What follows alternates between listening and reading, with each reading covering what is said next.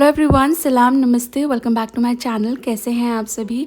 उम्मीद कर रही हूँ आप सभी बहुत अच्छे होंगे, सेहतमंद होंगे, खुशहाल होंगे और अपना अच्छी तरह से ध्यान रख रहे होंगे।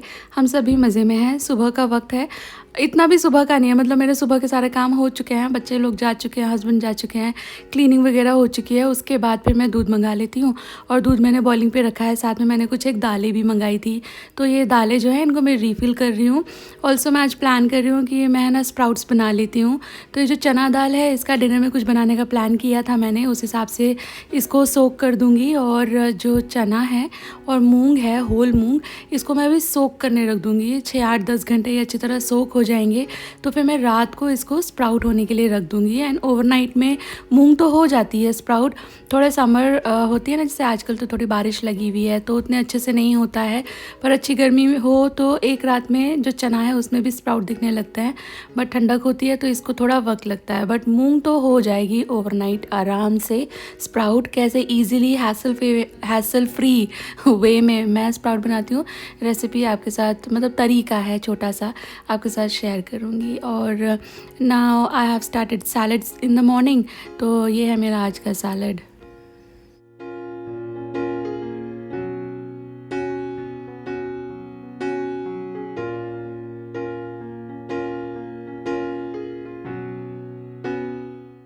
मॉनसून आते ही ह्यूमिडिटी और पसीने के कारण मेरा हेयर फॉल बढ़ जाता है और इस वजह से जो हेयर पार्टीशन है वो वाइड होने लगती है, हेयर लाइन रिसीड होने लगती है और हेयर वॉल्यूम भी कम हो जाता है। तो इस वजह से इस बार मॉनसून शुरू होते ही मैंने अपने बालों की एक्स्ट्रा केयर करना शुरू कर दिया है और इसके लिए पिछले कुछ वीक से मैंने इस्तेमाल करना शुरू किया है मामाअर्थ का rosemary hair growth scalp serum. इसमें है ना 95% प्योर रोजमेरी ऑयल एक्सट्रैक्ट है और 4% एनागैन एंड मेथी दाना की गुडनेस है। ये ब्लड सर्कुलेशन स्टिमुलेट करके 12 to 14 वीक्स में न्यू हेयर ग्रो करने में हेल्प करता है। और क्या आपको पता है, rosemary is proven to be better than minoxidil that is suggested by doctors for hair growth treatment. इसे लगाना बहुत आसान है। यह ना इस तरह के नोजल एप्लीकेटर के साथ आता है जिससे आप सीरम डायरेक्टली स्कैल्प पर लगा सकते हो। लगाने के बाद सीरम को स्कैल्प में मसाज कर लें। यह है ना आपके बालों को वो चिप ऑयली लुक भी नहीं देता है। इसे लगाकर you can go back to your routine work.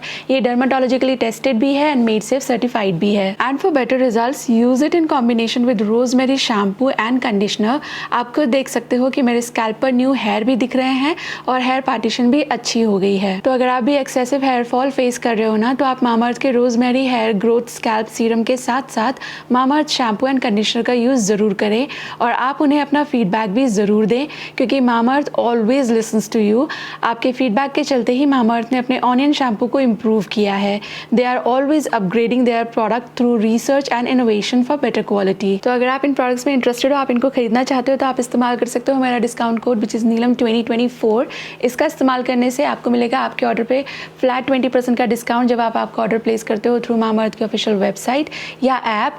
These products are also available on Amazon, Flipkart, Nykaa, Purple and now in stores near you. And there's more to love about Mamaearth because Mamaearth has taken this plant goodness initiative जिसके तहत every time you buy from them they will link your order on the website to a tree that they will plant, and by 2025 they are aiming to plant 1 million trees as part of this initiative. आप भी इस बढ़िया initiative में contribute कर सकते हो। सभी link रख दिया है मैंने वीडियो के डिस्क्रिप्शन बॉक्स में। प्रोडक्ट्स को भी मैंने टैग कर दिया है आपकी कन्वीनियंस के लिए। आप इंटरेस्टेड हो तो चेक कर लेना। तो अभी बिना कोई देरी किए चलिए बढ़ते हैं ब्लॉग की तरफ।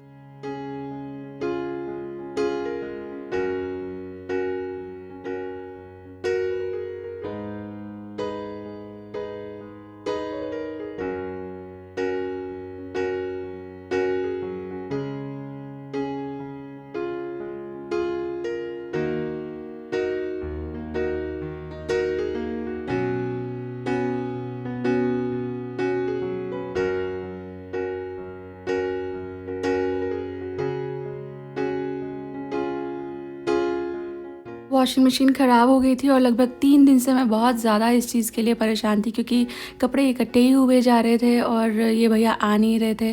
तो वो स्टोरी मैं आपके साथ आगे शेयर करूँगी। फ़िलहाल मेरा दिल आ रहा था बेकिंग करने का। जब मेरा मूड अच्छा नहीं होता तो मैं यूजुअली बेक करती हूँ बिकॉज़ आई लव बेकिंग। बहुत अच्छी रेसिपी आपके साथ शेयर कर रही हूँ टूटी फ्रूटी केक की, और ये सबको ही अच्छा लगता है। एगलेस बनाती हूँ मैं ज़्यादातर, क्योंकि अंडा हस्बैंड भी कम ही खाते हैं और मैं तो खाती ही नहीं। तो बढ़िया step by step perfect measurement and tricks के साथ मैं आपके साथ शेयर करने वाली हूँ टूटी फ्रूटी की रेसिपी। तो मैंने यहाँ टूटी फ्रूटी ले ली है, उसको थोड़ा सा मैदा में कोट करके रख लीजिए। और इसके बाद फ्लावर लेना है, तो मैंने तो मैदा ही लिया है, आप चाहे तो गेहूँ का आटा ले सकते हो। और पहले मैंने 1 कप मैदा ली और उसके बाद फिर मुझे एक्चुअली 1.5 चाहिए थी, तो वही 1 कप को मैं वापस भरने लगी थी। देन आई वाज लाइक कि मैं सबको कहती हूँ कि मेजरमेंट का ध्यान रखें और मैं ही ऐसे गलती करूँगी तो कैसे चलेगा। तो फिर मैंने 1/2 कप वाला कप लिया और उसके मेजरमेंट से ऐड किया है फ्लावर। तो ये 1.5 कप फ्लावर है, इसमें 2 टेबल स्पून ऐड करना है ये कस्टर्ड पाउडर। और फिर इसके अंदर जाएगा मिल्क पाउडर। तो 2 टेबल स्पून ही मैंने मिल्क पाउडर ऐड कर दिया है। ये जो टेबल स्पून होते हैं या कप होते हैं, इसको ऐसे हल्का हल्का भरना होता है, आपको एकदम पैक करके भरने की ज़रूरत नहीं है, तो हल्के हल्के बस भर लीजिए। और इसके बाद फिर मैं इसमें ऐड करने वाली हूँ सोडा। तो 1 टीस्पून बेकिंग पाउडर मैं यहाँ पर ऐड कर रही हूँ, हमेशा लेवल करके ऐड करें। और इसके बाद 1/4 टीस्पून ये बेकिंग सोडा मैंने यहाँ पर ऐड कर दिया है। अब मैंने ना यहाँ छन्नी लगाना मैं भूल गई, इसको बेसिकली छानना चाहिए। हमेशा ये जो ड्राई इंग्रेडिएंट्स होते हैं 2-3 बार छान लें तो अच्छा है, अदरवाइज़ एटलीस्ट 1 बार ज़रूर से छानना चाहिए। बट नहीं जैसा मैं भूल गई, तो आप इसको इस तरह विस्क से बीट कर लीजिए ऐसे खाली ही 2-4 मिनट, तो ये अच्छा एरी हो जाता है। इसके बाद ये जो टूटी फ्रूटी मैदा में कोट करी थी, तो सिर्फ टूटी फ्रूटी ऐड करनी है, वो मैदा नहीं डालनी है वरना मेजरमेंट गड़बड़ा जाएगा। इसके बाद मैंने लिया है यहाँ पे 1/2 कप शुगर। तो मैंने कैस्टर शुगर, ब्रेकफास्ट शुगर इस्तेमाल किया, आप पाउडर शुगर भी यूज़ कर सकते हो। इसके बाद 1/3 कप मैंने मेल्टेड बटर है, ये अमूल बटर ही है सॉल्टेड वाला, वो ऐड कर दिया है। और इसके बाद फिर यहाँ पे मैं ऐड कर रही हूँ ये दही। सारी ही चीज़ें आपकी है ना रूम टेम्परेचर पे होनी चाहिए। और दही मैंने 1/2 कप इस्तेमाल किया था, बहुत पतला दही ना हो इस चीज़ का ध्यान रखें। और इसके बाद फिर मैंने इसके अंदर ऐड कर दिया है वनीला एक्सट्रैक्ट। वैसे तो जो टूटी फ्रूटी केक रहता है इसमें पाइनएप्पल एसेंस या तो मिक्स फ्रूट का एसेंस ऐड किया जाता है, बट वो मेरे पास था नहीं, मैं अब बस एक यही रखती हूँ क्योंकि ये यूनिवर्सल है, सब में यूज़ हो जाता है, तो इसलिए मैंने ये ऐड कर दिया है। आपके पास अगर पाइनएप्पल एसेंस हो या तो मिक्स फ्रूट हो तो वो डाल लीजिएगा, 1-1.5 टीस्पून, नहीं है तो वनीला एसेंस डाल दीजिए। और इसके बाद फिर ड्राई एंड वेट को मिक्स करना शुरू करेंगे। मैंने यहाँ साइड में कप में 1/3 कप मिल्क लिया हुआ है, तो इसमें मैंने शुरुआत में पूरा नहीं डाला, देख रही थी मैं कि ज़रूरत पड़ेगी अगर तो डालूंगी, लेकिन 1/3 कप पूरा ही इसमें मिल्क चला गया। एंड जैसे आप देख रहे हो स्क्रीन पर, कट एंड फोल्ड करते हुए आपको ये बैटर तैयार करना है। कट एंड फोल्ड मेथड से इस मिक्सचर को मिक्स करना इसलिए ज़रूरी है सो दैट आप इसकी ओवर मिक्सिंग ना कर दें, ओवर बीटिंग ना कर दें। ओवर मिक्सिंग से जो फ्लावर है ना उसके अंदर का ग्लूटेन अराइज हो जाता है और फिर केक है ना डेंस बनता है, हैवी बनता है। वो जो एयर पॉकेट्स नज़र आती है ना छोटी छोटी, वो नहीं आएंगी, हैवी हैवी सा केक बनेगा, लाइट नहीं लगेगा और वो खाने में बिल्कुल अच्छा नहीं लगेगा। तो थोड़ा पेशेंस के साथ, 1 मिनट ही बस फालतू लगती है, 1 मिनट भी मैं ज़्यादा ही कह रही हूँ, आप देख ही रहे हो स्क्रीन पे कितने फटाफट ये मिक्स हो भी गया। तो जेंटली लाइट हैंडेडली सिर्फ फोल्ड करना है इसे आपको। मैंने अवन ऑलरेडी प्री हीटिंग पे रख दिया था केक बनाना शुरू करने से पहले ही, और वो 180 डिग्री सेल्सियस पे 10 मिनट के लिए प्री हीट हो रहा है। मैं इसको बेक करूँगी फ्लूट मोल्ड में, आप इसके कप केक बना सकते हो, मतलब मफिन्स, और चाहे तो लोफ टिन में बना लें, चाहे तो मतलब शेप तो आप कैसा भी रख सकते हो जैसा आपका दिल चाहे। मैं इसमें बनाना थोड़ा सा ज़्यादा पसंद करती हूँ, ज़्यादातर मेरे टी टाइम केक। तो मैंने इसके अंदर मेरा जो बैटर है वो ऐड कर दिया। इसको पैट करना ना भूलें, एयर पॉकेट हटा दें, और चाहे तो जो सरफेस है उसको थोड़ा इवन कर लें। मैंने भी कर लिया है स्पैचुला से हल्का सा इसको इवन। और इसे बेक होने के लिए रखेंगे 170 डिग्री सेल्सियस पे 30 से 35 मिनट के लिए। हर अवन डिफरेंट रहता है तो थोड़ा सा चेक करिएगा, बिगनिंग में नहीं चेक करना, आपका टाइमर अप हो जाए उसके बाद चेक करना है, अदरवाइज़ केक सिंक होने के चांसेस हो जाते हैं।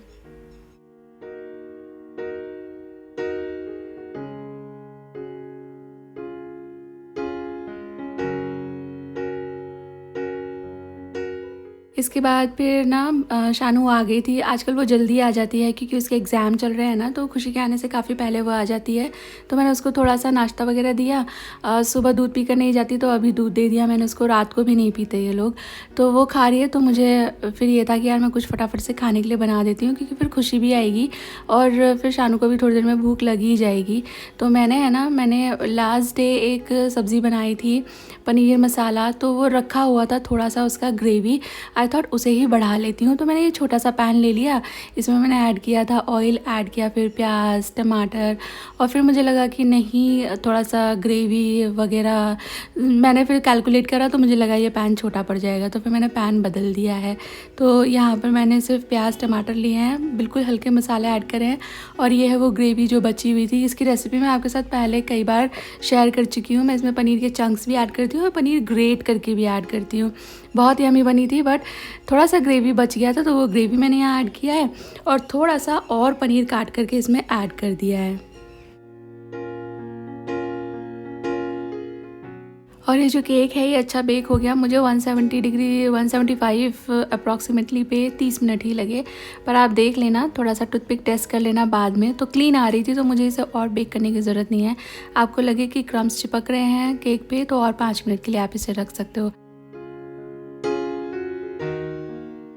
यहाँ सब्ज़ी मेरी रेडी हो गई, देखिए कितनी सुंदर लग रही है। लेकिन रात जब ग्रेवी बनाई थी तब भी ऑयल था, और ग्रेवी तो थोड़ी रिच करके ही बनती हैं, अच्छी भुनाई के लिए ज़रूरी है।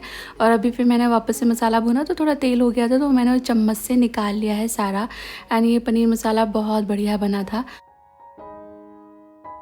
और ये बस मैं मेरी थाली लगा रही हूँ, तो इसमें जो हरी मिर्चियाँ थी वो मैं निकाल लूँगी, क्योंकि मुझे बहुत पसंद है हरी मिर्चियाँ इस तरह से सब्ज़ी वाली।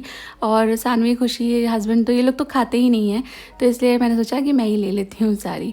इसके बाद फिर मुझे लगाना था डिश वॉशर, क्योंकि लंच के बाद फिर वापस बर्तन इकट्ठे हो गए थे। तो आई थॉट कि जो मेरी मसालादानी है ना, इसको आज चेंज कर लेती हूँ। तो मेरी ये वाली मसालादानी आप लोगों को बड़ी अच्छी लगती है, मेरी भी बहुत फेवरेट है। ये ऐसी कॉपर कलर की है, एंड इसका जो फिनिश है वो भी थोड़ी डिफरेंट है। ये मैंने एक लोकल स्टोर से ली थी, एंड ये थोड़ी सी एक्सपेंसिव भी थी, बट मुझे बहुत अच्छी लगी थी। बैक साइड इसका थोड़ा थोड़ा सा घिसने लगा है अभी। और ये वाली मसालादानी जो मैं रेगुलरली अभी यूज़ कर रही थी कई महीनों से, धुलती थी यही वापस आ जाती थी, तो आज मैं इसको चेंज कर रही हूँ। एंड मेरी सबसे ज़्यादा फेवरेट ये येलो कलर वाली जो है ना, ब्रास कलर वाली मसालादानी ये है। एंड इसमें है ना नीचे एक सॉफ्ट कुशनिंग भी दी हुई है, तो घिसता भी नहीं है, एंड स्टर्डी ग्रिप भी रहती है। जो ब्रास कलर वाली है ना, वो तो मैंने मीशो से ख़रीदी थी काफ़ी सालों पहले, तो इसका लिंक नहीं होगा मेरे पास। और ये जो कॉपर वाली है मैंने लोकल स्टोर से ख़रीदी थी। एंड ये जो साइड वाली है सिंपल सी, ये मैंने शायद अमेज़ॉन से मंगाई थी, पर लिंक मेरे पास नहीं है अभी। तो मैं मसाला जो है वो ट्रांसफ़र कर रही हूँ दूसरी मसालादानी में, एंड थोड़ा सा मैं इसको चेंज कर रही हूँ अपनी कुकिंग हैबिट के हिसाब से। मैं आजकल ब्लैक पेपर डालने लगी हूँ हर चीज़ में, क्योंकि ब्लैक पेपर टर्मरिक के कॉम्बिनेशन में बेटर रिज़ल्ट देती है। जो टर्मरिक का करक्यूमिन है वो एक्सट्रैक्ट करने में हेल्प करती है, तो तब से मैं थोड़ा सा डालने लगी हूँ। पर वो मेरा ना स्प्रिंकलर में है ऑलरेडी, तो उसके लिए मुझे अलग से मसालादानी में स्पेस करने की ज़रूरत नहीं है। मैं एक नया मसाला ऐड कर रही हूँ अपनी मसालादानी में, जो वैसे तो मैं कुकिंग में यूज़ करती हूँ बट अलग रखती हूँ। वो है ये सौंफ का पाउडर, तो इसको मैंने मसालादानी में ऐड कर दिया और धनिया से अलग करके रखा है, सो दैट कन्फ्यूजन ना हो। मुझे तो खैर कन्फ्यूजन नहीं होता है, बट फिर भी कभी कभी हम आउट ऑफ माइंड भी होते हैं, जल्दबाजी में कुकिंग कर रहे होते हैं। ऑल्सो मैंने अजवाइन और निकाल दी है, क्योंकि बहुत सारी चीज़ों में अजवाइन तो डलती नहीं है, कुछ एक चीज़ों में ही अजवाइन डलती है, तो मैंने वो दूसरे वाले डब्बे में डाल दिए जहाँ खड़े मसाले हैं सारे। और यहाँ पर मैंने जीरा पाउडर और ऐड कर दिया है। तो इधर ज़ीरा पाउडर भी ऐड कर दिया है मैंने, और ये भुना ज़ीरा का पाउडर नहीं, कच्चा ही मैंने जीरा पीसा था। भुना ज़ीरा अभी भी अलग ही रखा है, वो छाछ वगैरह में इस्तेमाल होता है। तो मसालादानी मेरी ये हो गई है। आप देखेंगे 2 जगह मैंने हल्दी रखी हुई है। तो ये वाली जो हल्दी है ना, ये ऑर्गेनिक मंगाई थी मैंने कहीं से। और ये जो ब्रास वाली मसालादानी है, इसके अंदर जितनी भी सारी चीज़ें हैं वो डिटॉक्स ड्रिंक में, मैं अलग अलग तरह की ड्रिंक बनाती हूँ तो उसमें ये सारी चीज़ें डलती हैं। तो वो मैंने सारी चीज़ें जो मुझे ज़रूरत लगती है एक मसालादानी में करके रख दी हैं। पहले मैंने उसमें खड़े मसाले रखे हुए थे, पर अभी उसको अलग से डेडिकेट कर दिया है। ये वाली मसाला डालनी जाएगी धुलने में, और मैं नीचे पेपर लाइन करके रखती हूँ। इससे क्या होता है, ज़्यादा हिल के मसाले गिरते भी नहीं हैं, और अगर गिरे भी तो आपके मसालादानी पे स्टेन नहीं आते हैं। वैसे एसएस पे तो कोई स्टेन आते भी नहीं है, बट वो धोना थोड़ा सा आसान हो जाता है। लुक एट दिस, कितनी बढ़िया हो रही है। अगर आपके पास टाइम भी नहीं है तो ऐसे ही वाइप करके आप दोबारा मसाले भर के भी रख सकते हो, बट मैंने क्योंकि अभी बदल ही लिए तो वाइप क्या करना, मैं इसे धो ही डालूँगी।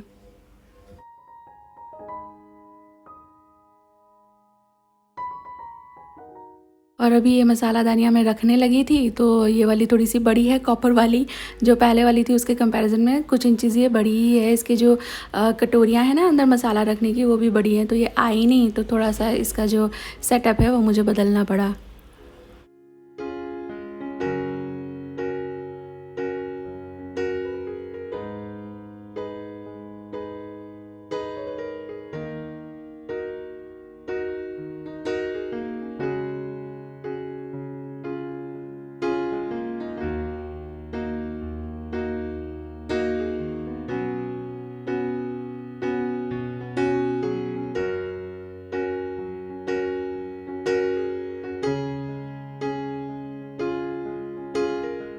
थोड़े थोड़े काम करते करते कब शाम भी होगी पता ही नहीं चला। तो शाम को मैंने मेरी दिया बाती कर ली है और थोड़ी सी क्लीनिंग क्लेंजिंग कह सकते हैं आप, क्लेंजिंग करती हूँ मैं घर में, तो वो किया था।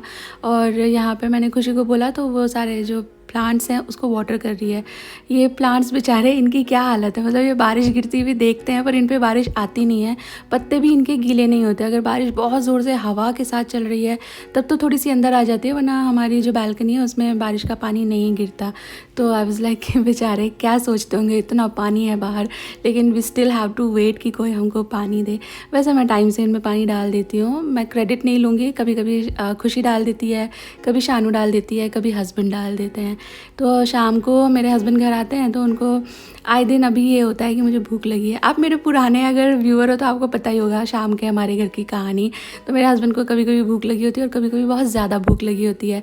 तो थोड़ी सी भूख होती है वो चाय नाश्ते के साथ हो जाती है, बट ज़्यादा होती है तब उन्हें कुछ खाने को ही चाहिए। तो मोस्ट ऑफ द टाइम मैं लंच में जो बनाती हूँ वो थोड़ा सा रखती हूँ कि वो आके खा लेंगे। एंड ज़्यादातर इस टाइम पे मुझे कुछ ना कुछ बनाना अच्छा लगता है। टी टाइम के हिसाब से कुछ ना कुछ अलग सा स्नैक्स सा, केक सा बनाना मुझे बड़ा पसंद है।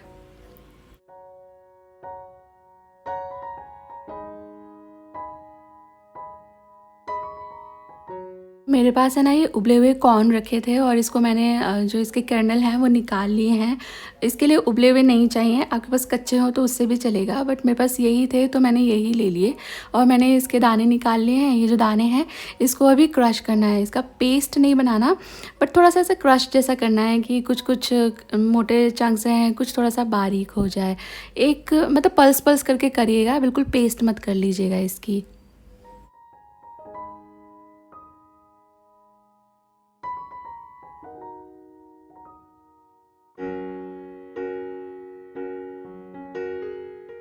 देखिए ऐसे, क्योंकि मेरे कॉर्न तो उबले हुए थे ना, सॉफ्ट हो रखे थे, तो ये थोड़े से इस तरह से हो चुके हैं लम्पी गुई।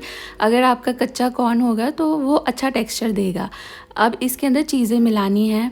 मैं इसके अंदर ऐड कर रही हूँ कटे हुए प्याज, शिमला मिर्ची और हरी मिर्ची। स्वाद के हिसाब से डाल लीजिएगा, जो सब्ज़ी आपके पास अवेलेबल हो और पसंद हो वो भी आप ऐड कर सकते हो। अभी तो क्वेश्चन अवेलेबिलिटी का भी ज़्यादा है, मानसून में सब्ज़ियाँ ज़रा कम ही अवेलेबल होती हैं, तो जो आपको अच्छा लगता हो ना आप इसके अंदर मिला देना। चाहे तो थोड़े कॉर्न को मत पीसना, एकदम आखे आखे कॉर्न भी आप इसमें ऐड कर सकते हो। थोड़ा पिज़्ज़ा सीजनिंग एंड सॉल्ट मैंने ऐड कर दिया है इसके अंदर। अब सूजी ऐड कर रही हूँ क्योंकि ये जो थोड़ा सा गीला गीला हो गया है ना, तो इसका जो मॉइस्चर है वो सूजी अब्जॉर्ब कर लेगी, तो इससे इसको बॉडी भी मिल जाएगी। तो सूजी मैंने ऐड कर दी जितनी मुझे ज़रूरत सी लगी, पर सूजी को सोख होने का टाइम देना पड़ेगा, तो मैं अभी इसे रख दूँगी लिड क्लोज़ करके। मतलब मैं तो ये आप देख लेना क्या करने वाली हूँ, पर इसे आधे घंटे जैसे रख दो सो दैट सूजी फूल जाए।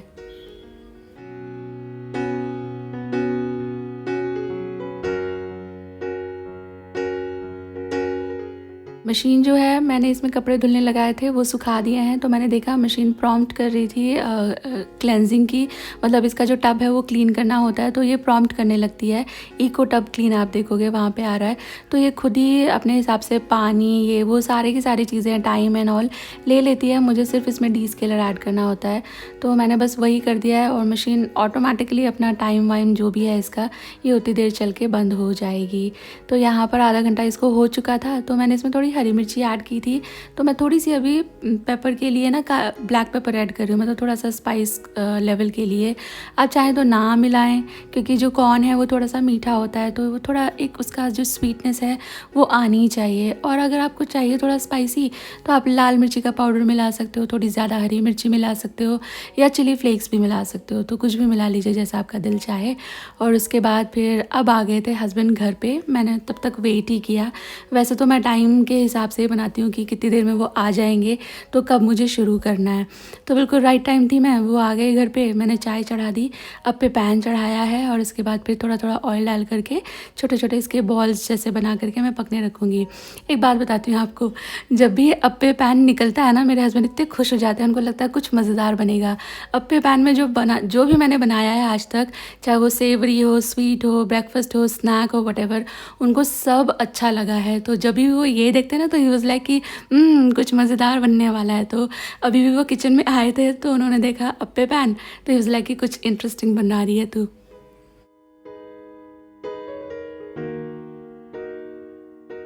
केक जो है अच्छा ठंडा हो गया था, तो मैं इसे काट लूँगी, और बहुत ही अच्छा केक बना है। इसका ये जो टूटी फ्रूटी का सिग्नेचर येलो कलर होता है, वो लाने के लिए इसमें कस्टर्ड पाउडर ऐड किया था।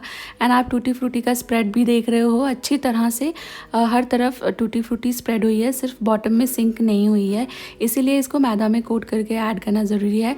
इनफैक्ट अदर नट्स वगैरह भी आप डालते हो ना केक में, तो उसको भी इसी तरह मैदा में कोट करके ऐड करें। मैं आपको नाइफ़ दिखा रही थी, ये अगारो का नाइफ़ है, सिरेटेड नाइफ़ है ये। वैसे तो 9 नाइफ़ का सेट आता है, पर ये बहुत ही सही है। लाइक इससे केक ब्रेड काटना is very easy, and cut भी बहुत अच्छा आता है। तो यहाँ पर मैंने जो डाल दिए थे बॉल्स, आप कॉर्न अप्पे ही नहीं कह सकते हो, कॉर्न बॉल्स कह सकते हो। तो ये एक तरफ से सिकने लगे हैं, मैं ढक्कन लगा के सेक रही हूँ, क्योंकि सूजी पकानी है। बाकी तो इसमें कुछ ऐसा है नहीं जिसको बहुत पकाने की ज़रूरत हो। तो मैं इसको थोड़ा सा पलटती भी जाऊंगी, और थोड़ा थोड़ा इसको शेप भी देती जाऊंगी, तो ये थोड़े थोड़े अपने आप ही राउंड हो जाएंगे।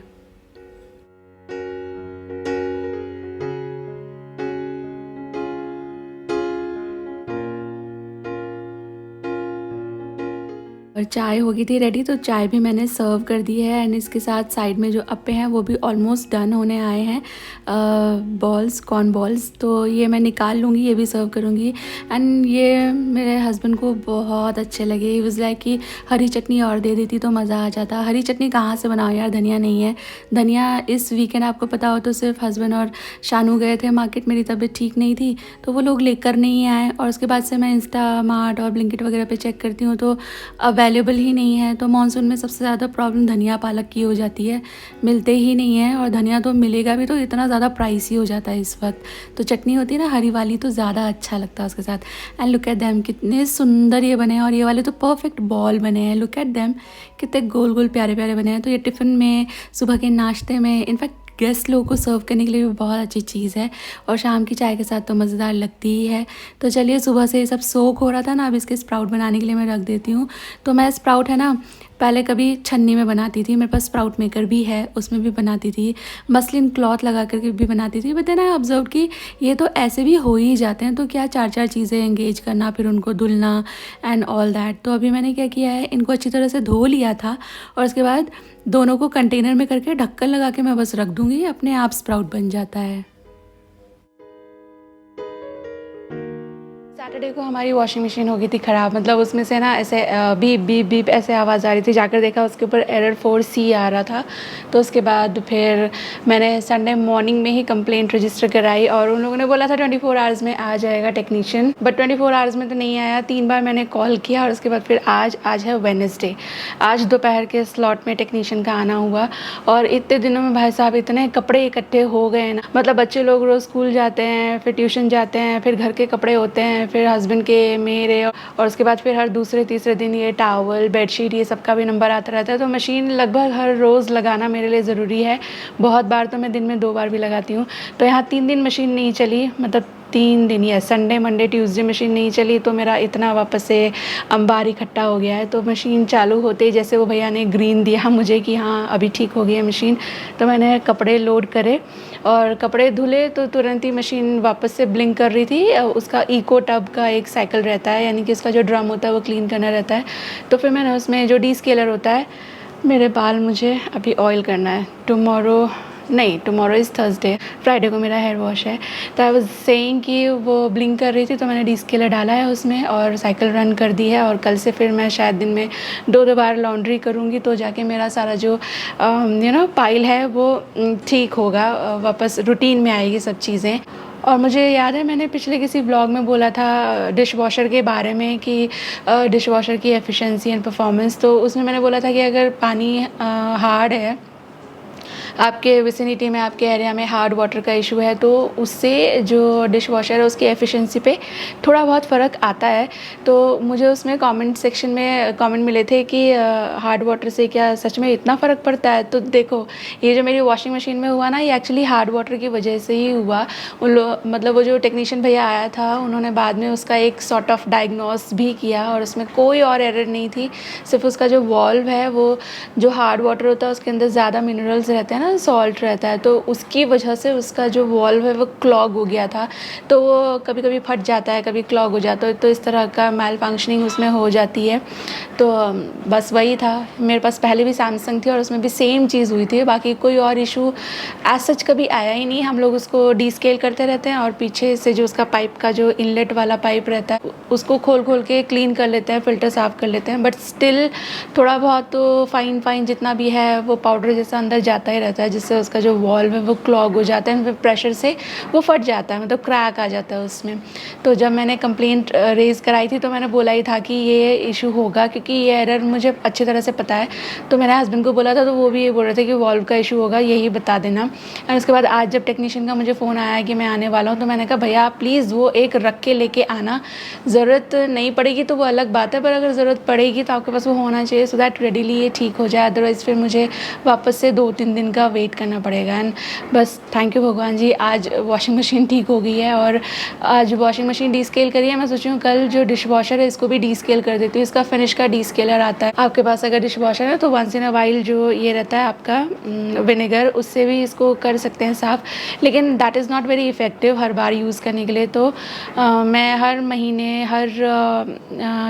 45 डेज़, हाँ 1-1.5 महीने में फिनिश का डीस्केलर आता है, वो लिक्विड सा, वो मंगा लेती हूँ और डिश वॉशर को डीस्केल कर लेती हूँ। तो हार्ड वाटर की प्रॉब्लम की बात कर रहे थे हम लोग, तो हार्ड वाटर की वजह से एफिशिएंसी भी चीज़ों की कम आती है, मतलब कपड़े भी उतने अच्छे नहीं धुलते। अगर आप बहुत अच्छे से साइकिल रन नहीं करोगे या अच्छा डिटर्जेंट नहीं यूज़ करोगे, तो मैंने देखा है बहुत अच्छे कपड़े नहीं निकलते वॉशिंग मशीन में। Same goes with dish washer, अच्छी तरह से ध्यान देना पड़ता है। एंड यहाँ पर मैं आपको बताऊँ, बाल्टियाँ होती हैं तो बाल्टी के अंदर पूरा ऐसे सफ़ेद हो जाता है, इतना ज़्यादा हार्ड वाटर है। और हार्ड वाटर की वजह से स्किन, बाल, ये सब पे भी बहुत असर होता है। जब हम लोग यहाँ बड़ोदरा आए थे तब मेरे हस्बैंड के बाल इतने सारे थे, मतलब मुझसे भी अच्छे और ज़्यादा बाल थे उनके, लेकिन हम लोग को तब उतना कुछ पता नहीं था।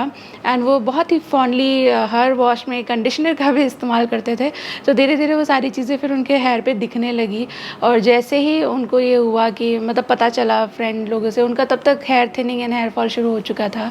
लेकिन टचवुड वो बहुत अच्छी तरह से ध्यान रखते हैं, ऑयलिंग एंड एवरीथिंग। तो ये बात तो मैं कई बार कह चुकी हूँ, उनके बाल उतनी रफ्तार से नहीं गिर रहे हैं जितना बाकी उनके जो फ्रेंड लोग जिनका उस वक्त पे सेम स्टेज पे थे फ्रेंड्स, तो उनका अभी थोड़ा ज़्यादा ही टाट जैसा दिखता है। तो ये जो हार्ड वाटर होता है इससे बालों पे भी बहुत असर पड़ता है। तो शर्मा जी ने फिर सारे, जो पहले तो एक ही शावर था हमारे वहाँ पे ना, जो पिछले वाला घर था उसमें थे तो 2 बाथरूम, लेकिन हम यूज़ एक ही करते थे। तो उसमें उन्होंने फिर जो ये होता है ना फ़िल्टर, वो लगाया, यहाँ पर भी लगाया हुआ है हार्ड वाटर का। तो आपके एरिया में भी ऐसा होता है कि आप फील करते हो कि फ़र्श में बहुत सफ़ेद जम जाता है या बाल्टी में सफ़ेद बहुत जम जाता है, तो दैट मीन्स हार्ड वाटर है। और फिर आपको उसके लिए फ्रीक्वेंटली डीस्केलर यूज़ करना चाहिए, या तो फिर वाटर सॉफ्टनर या फ़िल्टर का इस्तेमाल ज़रूर करो। तो चलिए बस इसी के साथ आ गए इस वीडियो के एंड पर। उम्मीद कर रही हूँ, हाँ ये जो पीछे ये है ना, हर वीडियो में मुझे इसके लिए कमेंट मिलता है, ये मैंने एक लोकल मार्केट से ख़रीदा था, इसका मेरे पास लिंक नहीं है। तो मैं ऐसे बैठ के जिस भी वीडियो में मैं ऐसे बात करती हूँ ना कोई कमेंट ऐसा होता है कि इसका लिंक दे दो, तो इसका लिंक मेरे पास नहीं है। एक ये जो क्राफ्ट मार्केट वगैरह लगती है ना, स्पेशली विंटर्स में लगती हैं, तो वहाँ से लोकल मार्केट से ख़रीदा था हम लोगों ने। तो चलिए मैं आपको बाय बोल रही थी। Take really good care of yourself. Good night, take care, bye bye.